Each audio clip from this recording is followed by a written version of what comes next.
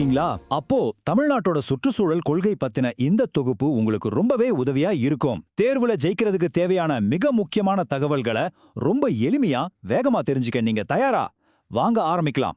இந்த தொகுப்புல பரீட்சைக்கு என்ன தேவையோ அந்த முக்கிய தகவல்களை மட்டும் எடுத்து நீங்க சுலபமா ஞாபகம் வச்சுக்கிற மாதிரி கொடுத்துருக்கோம். உங்க வெற்றி பயணத்துல இது ஒரு முக்கியமான படியா இருக்கும் நம்புறோம். சரி, முதல்லயே ஒரு முக்கியமான நம்பரோட ஆரம்பிப்போம். இது பரீட்சையில அடிக்கடி கேட்கிற ஒரு கேள்வி. தமிழ்நாட்டோட மொத்த நிலப்பரப்புல காடுகளோட சதவீதம் எவ்வளோ? பதில் 20.34%. இந்த நம்பரை நல்லா மனசுல பதிய வச்சுக்கோங்க, ரொம்ப ரொம்ப முக்கியம். எந்த ஒரு கொள்கைக்கும் ஒரு அடித்தளம் இருக்கும் இல்லையா? அப்போ தமிழ்நாட்டோட சுற்றுச்சூழல் கொள்கையோட அடித்தளம் என்ன? அது நம்ம அரசியலமைப்பு சட்டங்கள் தான். இதை நம்ம சரியா புரிஞ்சுக்கிட்டாலே போதும், கொள்கை சம்பந்தமான எந்த கேள்விக்கும் ரொம்ப சுலபமா பதில் சொல்லிடலாம். அச்சா, இந்த சுற்றுச்சூழலை பாதுகாக்கிறது யாரோட கடமை? அரசாங்கத்தோட கடமையா இல்ல மக்களோட கடமையா? நம்ம அரசியலமைப்பு இது ரெண்டுக்குமே தெளிவா பதில் சொல்லுது. பிரிவு 48A படி இது அரசாங்கத்தோட கடமை. அதே சமயம் பிரிவு 51AG படி இது நம்ம ஒவ்வொருத்தரோட அடிப்படை கடமையாவும் இருக்கு. இந்த ரெண்டும் தான் நம்ம சுற்றுச்சூழல் கொள்கையோட ரெண்டு முக்கியமான தூண்கள். டிஎன்பிஎஸ்சி தேர்வுகள்ல இந்த காலவரிசை கேள்விகள் ரொம்பவே சகஜம். வாங்க இந்த வருஷங்களை ஒரு கதை மாதிரி ஞாபகம் வச்சுக்கலாம். நம்ம பயணம் 1873ல தமிழ்நாடு வனச்சட்டத்தோட தொடங்குது. அதுக்கப்புறம் கிட்டத்தட்ட ஒரு 100 வருஷம் கழிச்சு 1971ல ஈர நிலங்களுக்காக உலகமே ஒன்னு சேருது. அதுதான் ராம்சார் மாநாடு. அதுக்கு அடுத்த வருஷமே 1972ல இந்தியாவுக்கே ஒரு திருப்பு முனையா வனவிலங்கு பாதுகாப்பு சட்டம் வருது. கடைசியா 1973ல புலிகளை காப்பாத்துறதுக்காக ஒரு ஸ்பெஷல் திட்டம். இந்த வரிசையை மட்டும் மறக்காதீங்க.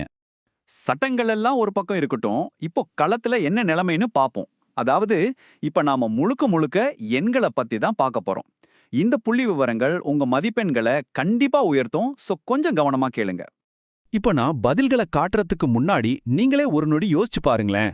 தமிழ்நாட்டுல எத்தனை வகையான பாதுகாக்கப்பட்ட பகுதிகள் இருக்கு? உங்க நினைவை கொஞ்சம் சோதிச்சு பாருங்க. யோசிச்சிட்டீங்களா? சரி, இப்போ பதில் என்னன்னு பார்க்கலாம். இதோ பதில்கள். இந்த அட்டவணை ரொம்ப முக்கியம். வேணும்னா ஒரு ஸ்கிரீன்ஷாட் கூட எடுத்து வச்சுக்கோங்க. பாருங்க, 5 தேசிய பூங்காக்கள், 5 புலிகள் காப்பகங்கள், 18 வனவிலங்கு சரணாலயங்கள். இதுல இருக்கிற ஒவ்வொரு நம்பரும் ஒரு மார்க் மாதிரி. இந்த எண்கள்ல நீங்க எவ்வளோ தெளிவா இருக்கீங்களோ அந்த அளவுக்கு வெற்றி உங்க பக்கத்துல இருக்குன்னு அர்த்தம். தமிழ்நாட்டோட சுற்றுச்சூழல் வளம்னா அது காடுகளோட முழிஞ்சிடுதா என்ன? நிச்சயமா இல்ல. நம்மகிட்ட இருக்கிற ஈரநிலங்கள், அப்புறம் அந்த நீண்ட கடற்கரை, இதோட முக்கியத்துவம் என்ன? வாங்க இப்போ அந்த உலகத்துக்குள்ள ஒரு பயணம் போவோம். 1971ல நடந்த ராம்சார் மாநாட்டோட மொத்த சாராம்சமே இந்த ஒரு வரியில இருக்கு. இது வெறும் பாதுகாப்பை பத்தி மட்டும் பேசல, புத்திசாலித்தனமாக பயன்படுத்துதல், அதாவது வைஸ் யூஸ் பத்தியும் பேசுது. நம்ம கழுவேலி மாதிரியான ஈரநிலங்கள் எல்லாம் வெறும் தண்ணி தேங்கி நிக்கிற இடங்கள் இல்ல, அதுங்க ஆயிரக்கணக்கான உயிர்களோட வீடு. அதுவே ஒரு முழுமையான சுற்றுச்சூழல் அமைப்பு. டிஎன் ஷோர், இந்த மாதிரி சுருக்கமான பெயர்கள் பரீட்சையில அடிக்கடி வரும். இதோட முழு பெயரையும் இதோட நோக்கத்தையும் நீங்க கண்டிப்பா தெரிஞ்சு வச்சுக்கணும். இது நம்ம கடல் வளங்களையும் நீல பொருளாதாரம்னு சொல்லப்படுற கடல் சார்ந்த பொருளாதாரத்தையும் ஒரு நிலையான முறையில நிர்வகிக்கிறதுக்கான தமிழக அரசோட ஒரு சூப்பரான திட்டம். இந்த திட்டத்தோட நோக்கங்களை 4 சிம்பிள் ஸ்டெப்ஸா ஞாபகம் வச்சுக்கலாம். முதல்ல கடல் பல்லுயிரை நிர்வகிக்கணும். 2வதா மாசுபாட்டை கட்டுப்படுத்தணும். 3வதா கடற்கரையை பாதுகாக்கணும். கடைசியா கடலோர மக்களோட வாழ்வாதாரத்துக்கு ஆதரவு கொடுக்கணும். பாருங்க, இந்த வரிசையை ஞாபகம் வச்சுக்கிறது ரொம்ப சுலபம். சரி, இதுவரைக்கும் பார்த்ததுல ரொம்ப முக்கியமான விஷயங்களை பரீட்சைக்காக ஒரு தடவை வேகமா ரிவைஸ் பண்ணலாமா? இது உங்க கடைசி நேர திருப்புதலுக்கான ஒரு செக்லிஸ்ட் மாதிரி.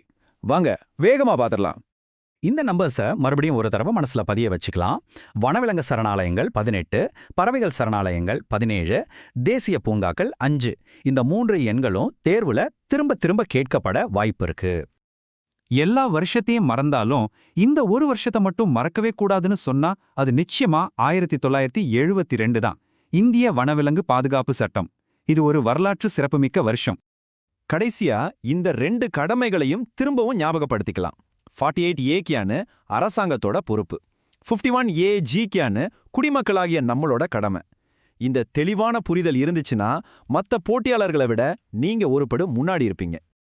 இந்த தேர்வுல நீங்க வெற்றி பெற்று நாளைக்கு ஒரு அரசு அதிகாரியா ஆகும்போது தமிழ்நாட்டோட சுற்றுச்சூழலை பாதுகாக்கிறதுல உங்களுக்கு ஒரு பெரிய பங்கு இருக்க போகுது. அதை பத்தி இப்பவே யோசிக்க ஆரம்பிச்சிங்கன்னா உங்க தயாரிப்புக்கே ஒரு புதிய அர்த்தம் கிடைக்கும். உங்கள் அனைவருக்கும் வெற்றி பெற வாழ்த்துக்கள். விஷயங்களை எப்படி ஈஸியா புரிஞ்சுக்கிறது? அதுக்கு ஒரு சூப்பரான 4 ஸ்டெப் ஃபார்முலா இருக்கு. முதல்ல ஒரு முக்கியமான தகவலை தனியா எடுக்கணும். ரெண்டாவது, அதை வச்சு ஒரு தெளிவான கேள்வியை உருவாக்கணும். மூணாவது, அதுக்கு சில தப்பான பதில்களை யோசிக்கணும். கடைசியா சரியான பதில் ஏன் சரின்னு விளக்கணும். வாங்க எப்படின்னு பார்க்கலாம். சரி வாங்க, இப்போ நாம கத்துக்கிட்ட அந்த மெத்தட நேரடியா இந்த சுற்றுச்சூழல் கொள்கை டாக்குமெண்ட்ல அப்ளை பண்ணி பார்க்கலாம். நாம எல்லாரும் சேர்ந்து நமக்கான ஒரு சின்ன குவிஸ உருவாக்க போறோம். ரெடியா இருங்க?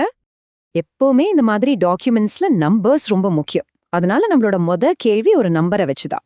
கேள்வி இதுதான்: தமிழ்நாட்டோட மொத்த நிலப்பரப்புல காடுகளோட சதவீதம் எவ்வளவு? யோசிச்சு பாருங்க. சரியான பதில் 20.34%. சரி, இது வெறும் நம்பர் தானே, இது ஏன் இவ்ளோ முக்கியம் நீங்க கேட்கலாம். காரணம் இருக்கு.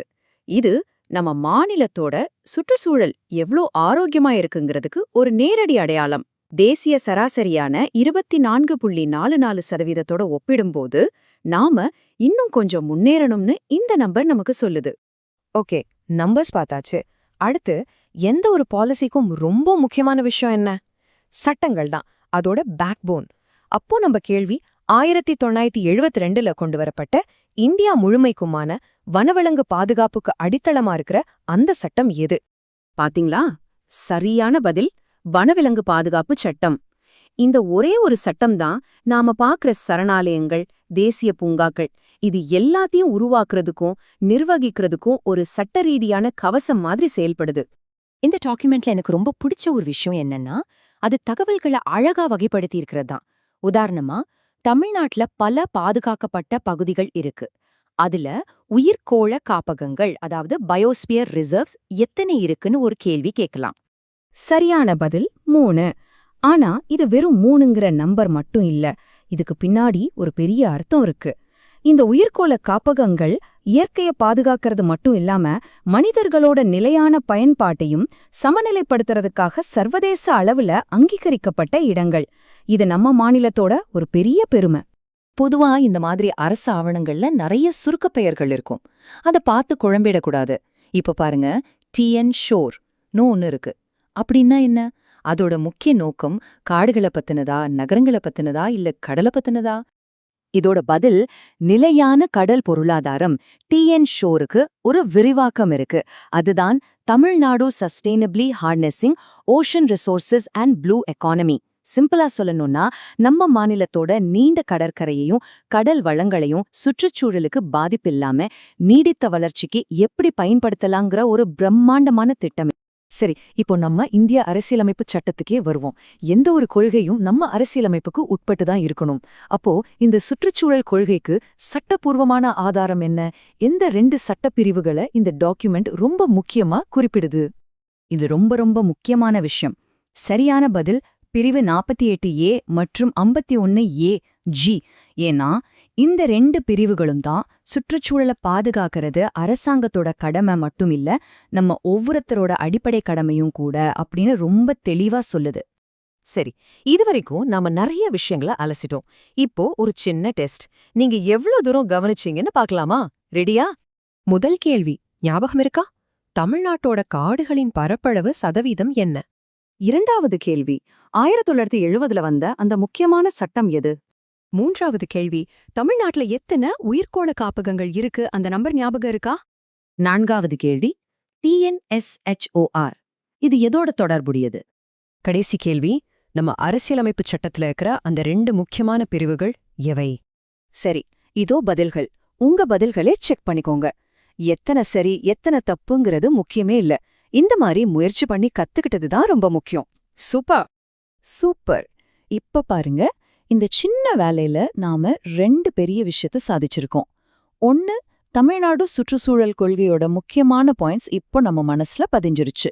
ரெண்டாவது, அதைவிட முக்கியமா எந்த ஒரு கஷ்டமான டாபிக்கையும் எப்படி உடைச்சு எளிமையா கத்துக்கலாங்கிற ஒரு சூப்பர் டெக்னிக்கை நம்ம கத்துக்கிட்டோம். இப்போ உங்க கையில ஒரு சூப்பரான கருவி இருக்கு. எந்த ஒரு குழப்பமான விஷயத்தையும் தெளிவான அறிவா மாத்திர கருவி இது. இதை நீங்க எதுக்கு வேணும்னாலும் பயன்படுத்தலாம். அப்ப சொல்லுங்க, இந்த புது டெக்னிக்கை வச்சு அடுத்து எந்த கஷ்டமான டாபிக்கை நீங்க மாஸ்டர் பண்ண போறீங்க? கத்துக்கிறத ஒரு முடிவில்லாத சாகசமா மாத்துங்க. நன்றி.